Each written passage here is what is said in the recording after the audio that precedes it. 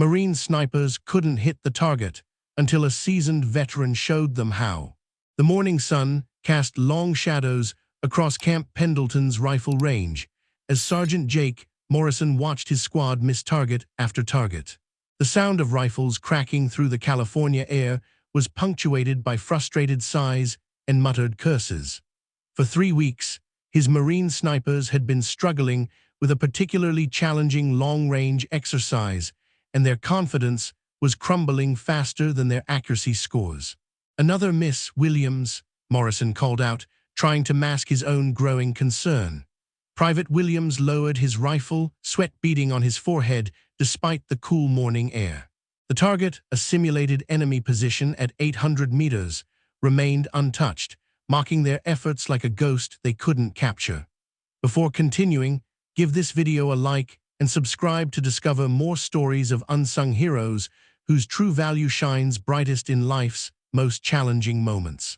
Morrison had been an instructor for 5 years, but he'd never encountered a group that struggled this much with fundamentals they should have mastered months ago. The squad consisted of 8 Marines, all technically proficient, all physically capable, yet something was missing. Their shots scattered around the target like confused birds, never finding their mark when it mattered most. "Maybe we should try a different approach," suggested Corporal Sarah Chen, the squad's spotter. Her suggestion carried the weight of desperation that had settled over the group like morning fog. They'd tried everything, different positions, breathing techniques, equipment adjustments, but nothing seemed to work. As Morrison pondered their next move, he noticed an older man sitting quietly on a bench near the range's edge. The stranger wore civilian clothes, a simple flannel shirt and worn jeans, but something about his posture suggested military bearing. His weathered face was turned toward the mountains, seemingly oblivious to the chaos unfolding at the firing line. "Who's the old-timer?" Williams asked, following Morrison's gaze. "No idea," Morrison replied, but curiosity tugged at him. The man had been there for the past 3 days, always in the same spot, always watching with those sharp, calculating eyes that seemed to miss nothing. The squad resumed their exercise, but their performance only worsened. Each missed shot felt like a personal failure, not just for the individual Marine, but for the entire unit. These weren't raw recruits. They were supposed to be elite marksmen, the kind who could make impossible shots when their brothers' lives depended on it. "Time," Morrison called, ending another disappointing session. The Marines gathered their equipment with the dejected movements of athletes who'd lost a championship game. Their body language told the story their score sheets confirmed. They were failing, and they knew it. As the squad prepared to leave, the older man rose from his bench and walked toward them with slow, measured steps. Up close, Morrison could see the man's hands, calloused and steady, the hands of someone who'd spent a lifetime working with precision instruments. His eyes, pale blue and surprisingly sharp, held a depth that suggested experience far beyond anything Morrison had encountered. "Excuse me, Sergeant," the man said, his voice carrying a slight southern drawl.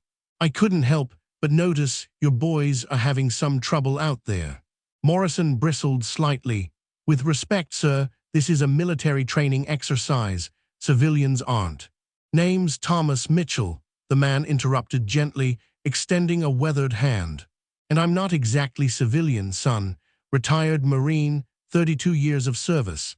Spent most of that time teaching boys like yours how to make shots that matter." The revelation hung in the air like smoke from a discharged rifle. Morrison studied Mitchell's face, noting the quiet confidence that radiated from him like heat from sun-warmed stone. This wasn't boastfulness or empty bravado. This was the assurance of someone who'd walked paths these young Marines were only beginning to explore. "What do you think the problem is?" Morrison asked, his instructor's pride warring with genuine curiosity. Mitchell's eyes swept over the squad, taking in their frustrated expressions and defeated postures. When he spoke, his words carried the weight of hard-earned wisdom. "They're shooting with their eyes, not their hearts," he said simply, "and until they understand the difference, they'll keep missing what's right in front of them." The next morning arrived with the kind of crisp clarity that made California's coastline famous.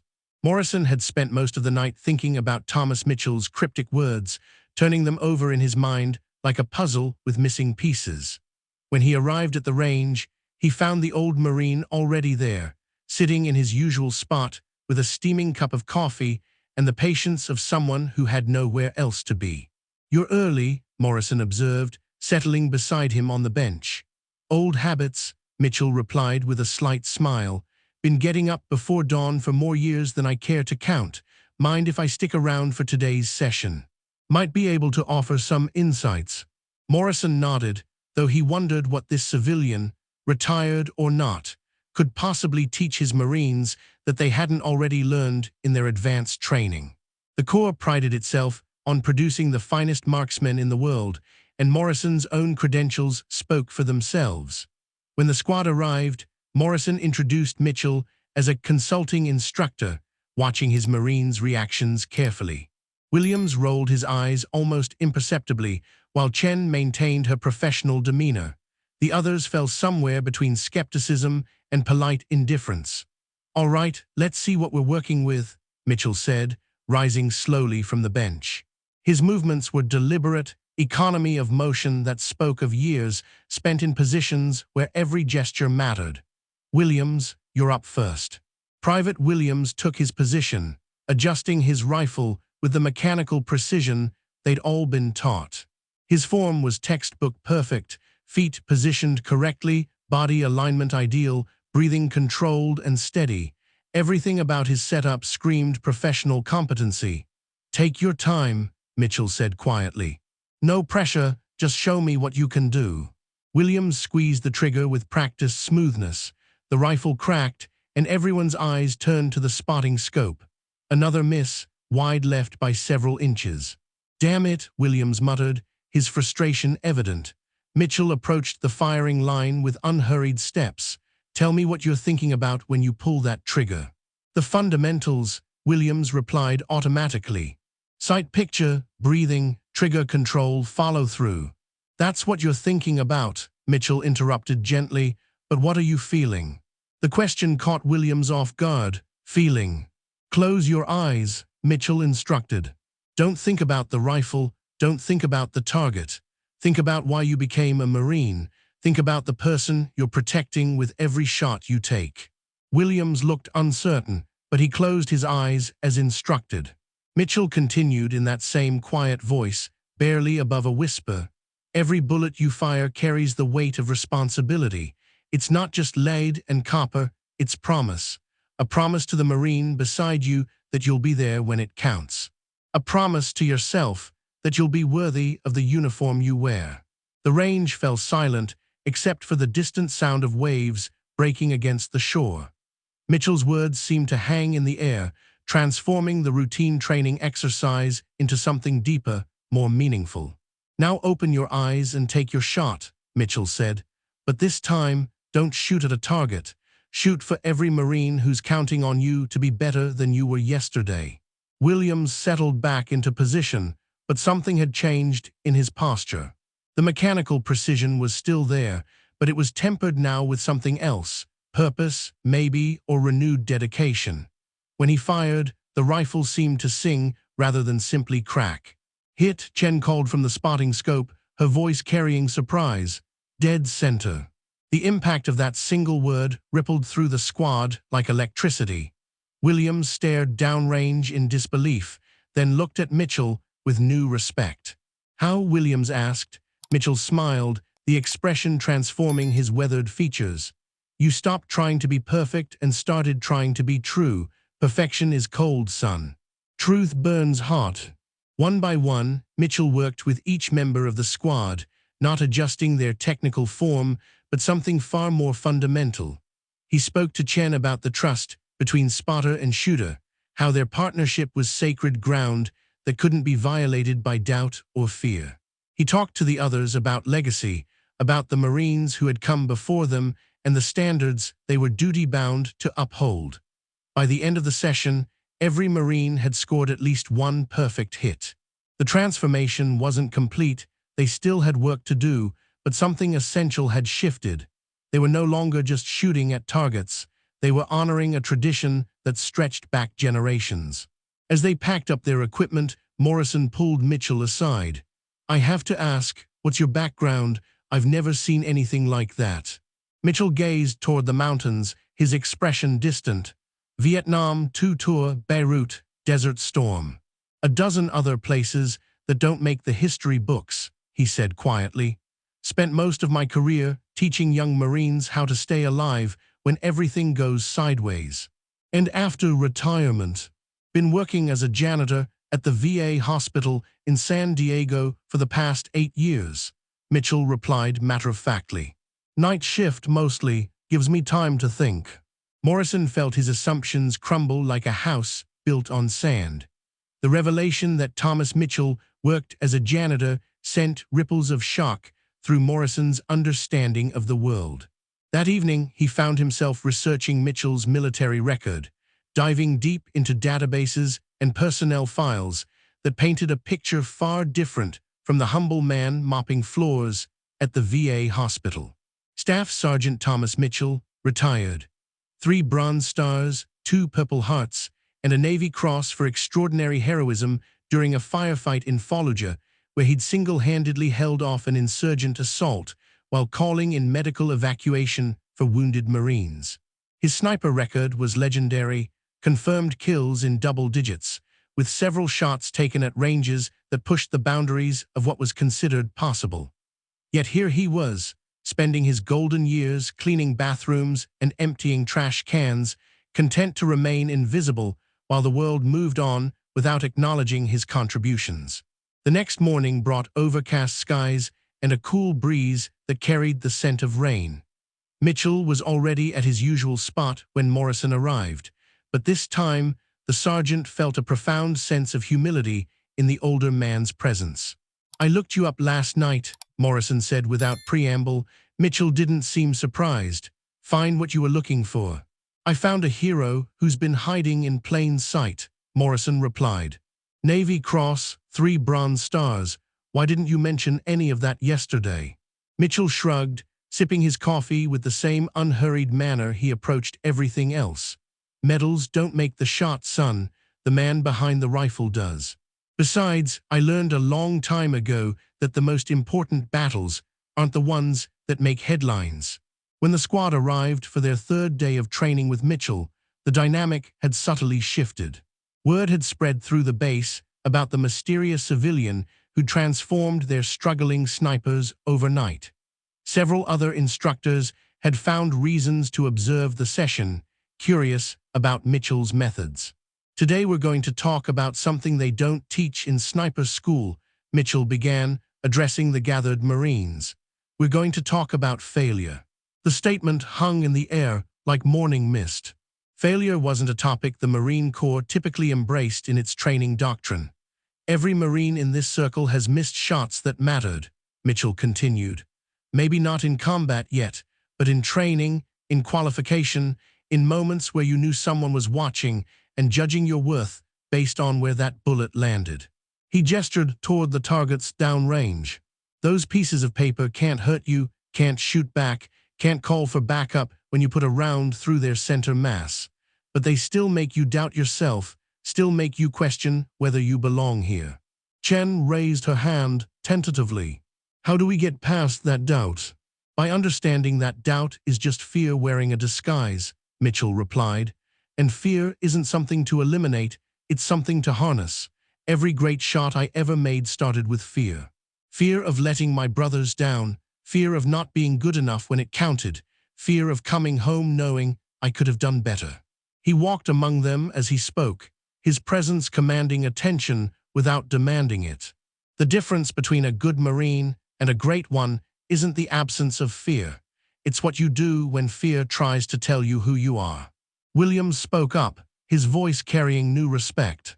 "How do we know when we're ready?" Mitchell smiled, but there was sadness in his eyes.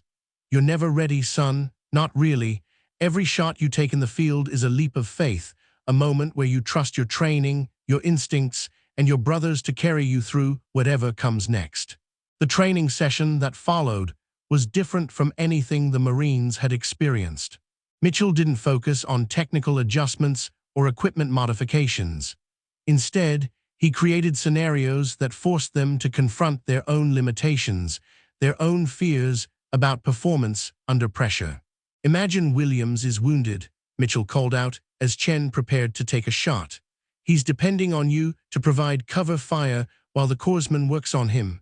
This isn't about hitting a bull's, it's about buying time for someone who matters more than your pride." The shot was perfect. "Now imagine you're running low on ammunition," he told the next shooter. "Every round has to count because there might not be another chance. Make this one tell the story of what you're fighting for." Another hit. By the end of the session, the Marines weren't just shooting better, they were shooting with purpose. Their scores had improved dramatically, but more importantly, their confidence had been rebuilt from the ground up. As they prepared to leave, Morrison noticed Mitchell gathering up trash that had accumulated around the benches, stuffing empty coffee cups and food wrappers into a plastic bag with the same care he'd shown while coaching the Marines. "You don't have to do that," Morrison said. Mitchell looked up with a gentle smile. "Old habits, remember. Besides, someone has to take care of the details. The big picture gets all the attention, but it's the small things that keep the world running." As Morrison watched Mitchell walk away, plastic bag in hand, he realized he was witnessing something profound. A man who understood that true service wasn't about recognition or glory, but about doing what needed to be done, regardless of who was watching. The most decorated Marine on the base was also its most humble janitor. Word of Mitchell's impact had reached the ears of Colonel Patricia Hayes, the base commanding officer, who decided to observe the training session personally. Her arrival created a subtle tension among the Marines, who suddenly found themselves performing not just for their instructor, but for the person who would ultimately determine their futures in the Corps. Mitchell seemed oblivious to the elevated stakes, maintaining his characteristic calm as he watched the Marines prepare their equipment. He'd developed individual coaching techniques for each member of the squad, understanding that their paths to excellence were as unique as their personalities.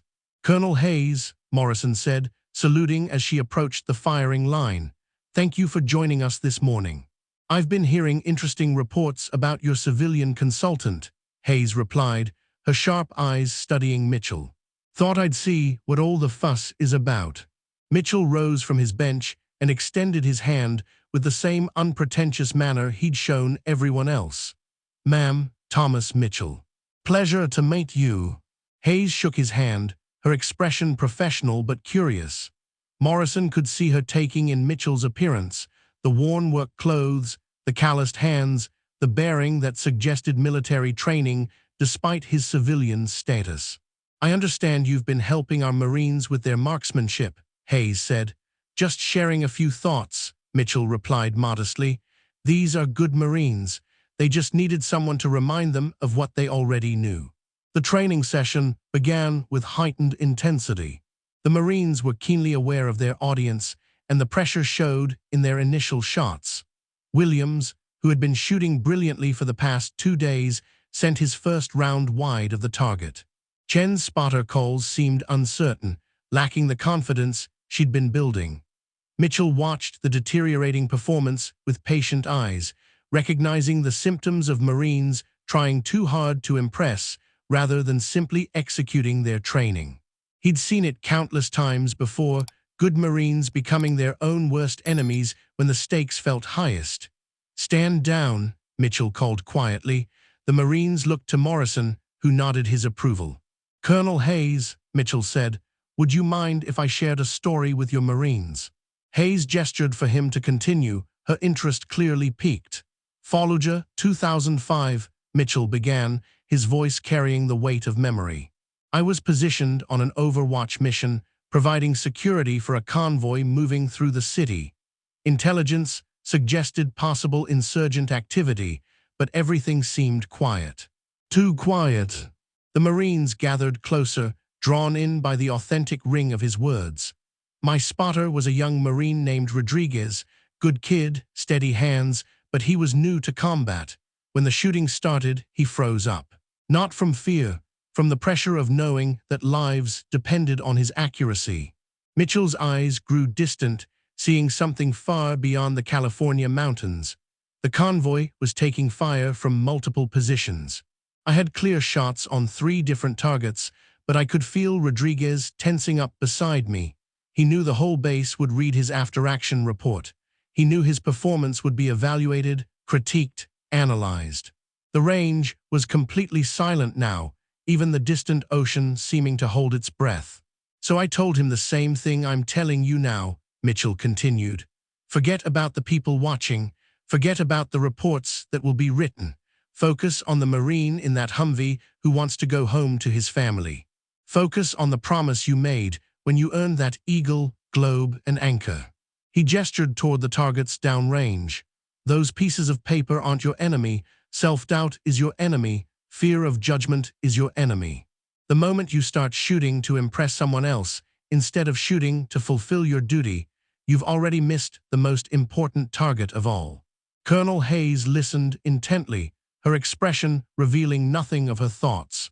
Rodriguez made 3 perfect shots that day, Mitchell concluded, not because he stopped being nervous, but because he remembered who he was shooting for. The Marines returned to their positions with renewed focus. This time there was no hesitation, no second-guessing. Williams sent his round through dead center of the target. Chen's spotter calls were crisp and confident. One by one, each Marine demonstrated the skills Mitchell had helped them rediscover. As the session concluded, Colonel Hayes approached Mitchell with the measured steps of someone who had made a significant decision. "Mr. Mitchell," she said formally, "I'd like to offer you a position as a civilian marksmanship instructor. The pay would be considerably better than your current employment, and you'd have the opportunity to impact hundreds of Marines rather than just small groups." Mitchell considered her offer with the same quiet deliberation he brought to everything else. "I appreciate that, Colonel, I truly do, but I've got responsibilities at the hospital. Marines who come back broken, who need someone to empty their trash and mop their floors while they learn to live with what they've seen." Hayes looked surprised. Surely that work could be done by someone else. Mitchell smiled gently. "Ma'am, with respect, everyone thinks their mission is the most important one, but sometimes the most crucial work happens in the shadows where no one's keeping score." He looked at the Marines, who were packing their equipment with the satisfied movements of people who had accomplished something meaningful.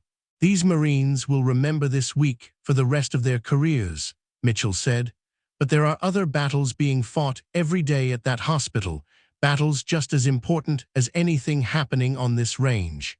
Colonel Hayes nodded slowly, understanding dawning in her eyes.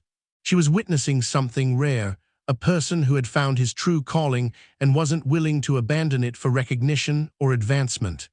"The offer stands if you ever change your mind," she said. "Thank you, ma'am," Mitchell replied. "But I'm exactly where I need to be." 6 months later, the transformation of Morrison's sniper squad had become the stuff of base legend. Their qualification scores had improved by over 30%, but more importantly, their confidence and unit cohesion had reached levels that made other instructors seek out Morrison for advice. Mitchell still came to the range occasionally, usually during his lunch breaks from the hospital. He'd sit on his familiar bench, sipping coffee and watching new groups of Marines struggle with the same challenges his original students had faced. Sometimes Morrison would ask him to share a few words with struggling marksmen, and Mitchell never refused. The VA hospital had become Mitchell's primary battlefield, though few people recognized it as such.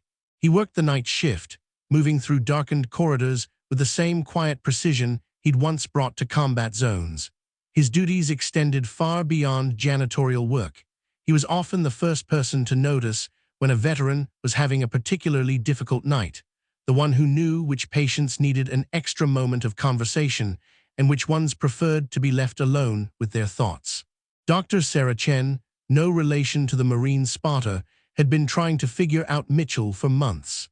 As the hospital's chief of psychiatry, she'd noticed that veteran patients seemed calmer after their encounters with the night janitor. Some had mentioned feeling understood in ways they couldn't quite articulate. "Thomas," she said one evening, finding him restocking supplies in the psychiatric ward, "can I ask you something?" Mitchell looked up from his work, his expression open and attentive. "Of course, Doc. I've been watching the patient interactions, and I've noticed something unusual. Veterans who have been resistant to traditional therapy seem more receptive after talking with you. What do you say to them?" Mitchell smiled, continuing his methodical organization of medical supplies. "Usually nothing special. Sometimes I tell them about the Marines I've been working with, how they learned to trust themselves again. Sometimes I just listen. But there's more to it than that," Dr. Chen pressed. "You have a gift for reaching people who have given up on being reached." Mitchell paused in his work, considering her words carefully. "I think maybe it's because I understand that healing doesn't always look like what we expect it to. Sometimes it's about learning to live with scars instead of pretending they don't exist." He gestured toward the ward around them. "These veterans, they've seen things that changed them permanently. The world wants them to get back to who they were before, but that person doesn't exist anymore. My job isn't to help them find their old self. It's to help them accept their new one." Dr. Chen realized she was hearing wisdom that couldn't be taught in medical school, insights born from lived experience rather than academic study.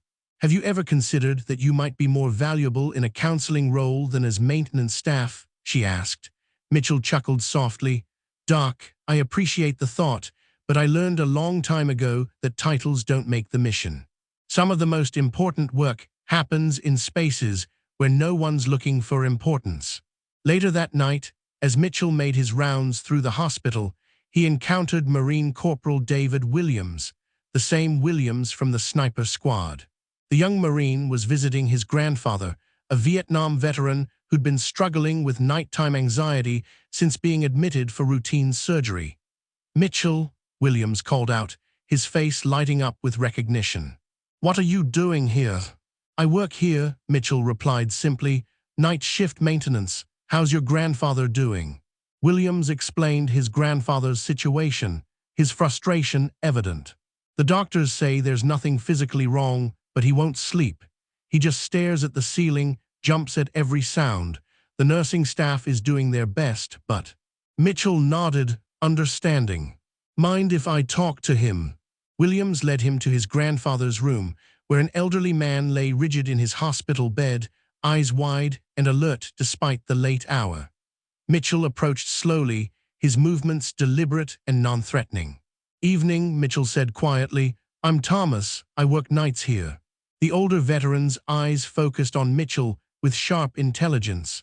Something passed between them, a recognition that transcended words.